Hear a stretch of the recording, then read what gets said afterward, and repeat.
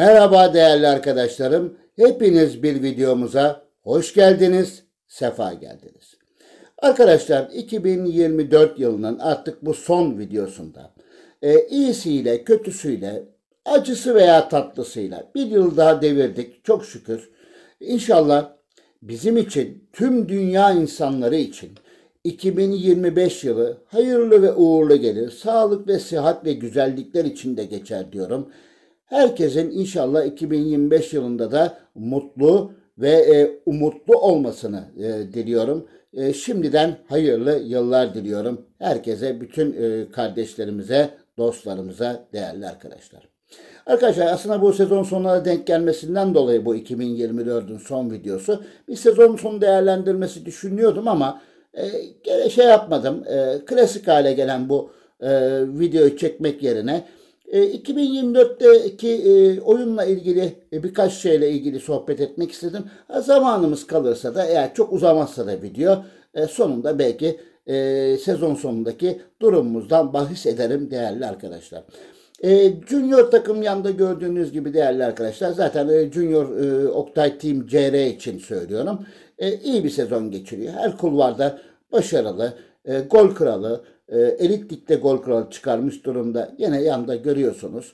Dolayısıyla onunla ilgili zaten herhangi bir şey yok. Ama Oktay Team olarak bu sezonda pek yani mücadelemiz var ama kupamız yok diyelim değerli arkadaşlar.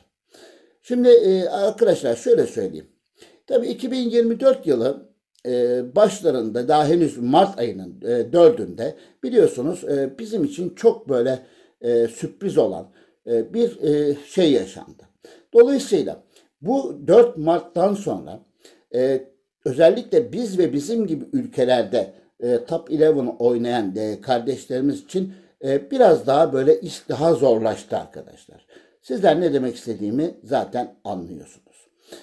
Dolayısıyla tabii sadece bunu biz dolara karşısında Türk parasının durumuna da bağlamamız lazım. Yani sadece Top 11 veya Nordeus'un bir anda böyle bir 4 Mart'tan sonraki o faiz arttırımı dolayısıyla bizim gibi oyuncular için büyük bir şeydi, zaten sıkıntıydı.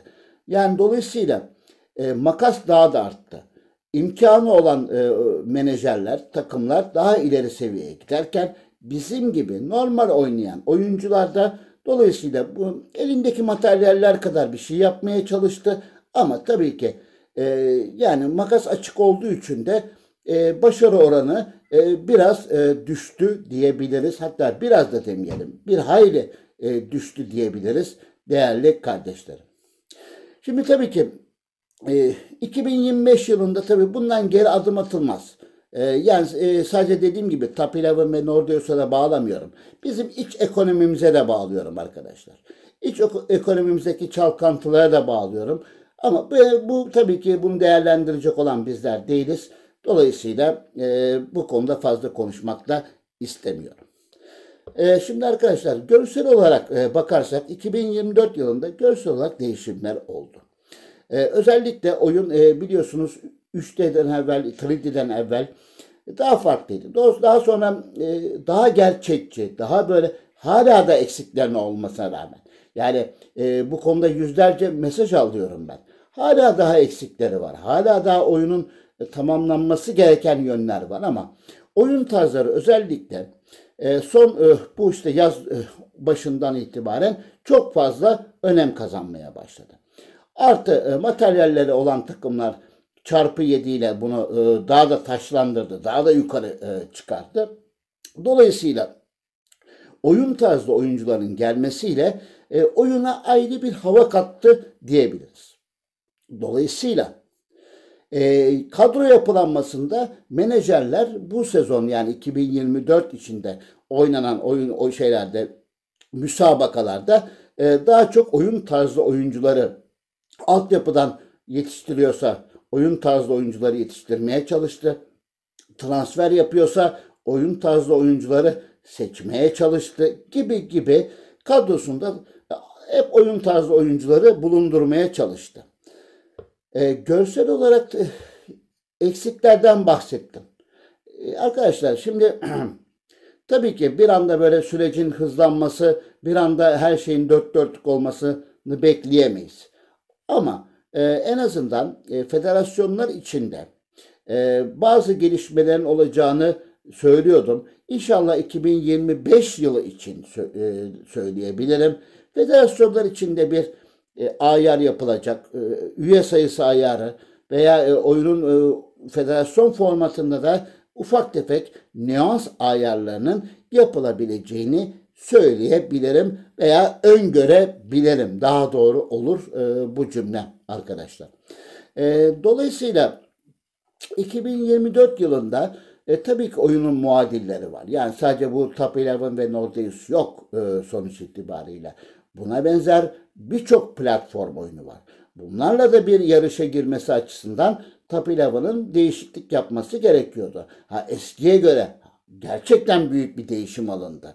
Yani oyunun görsel açısından gelen güncellemelerle gelen ayarlamalar açısından etkinlikler açısından ki birçok etkinliği ben yine de lüzumsuz görmeme rağmen onların da tabii seveni vardır. Onların da bekleyeni vardır.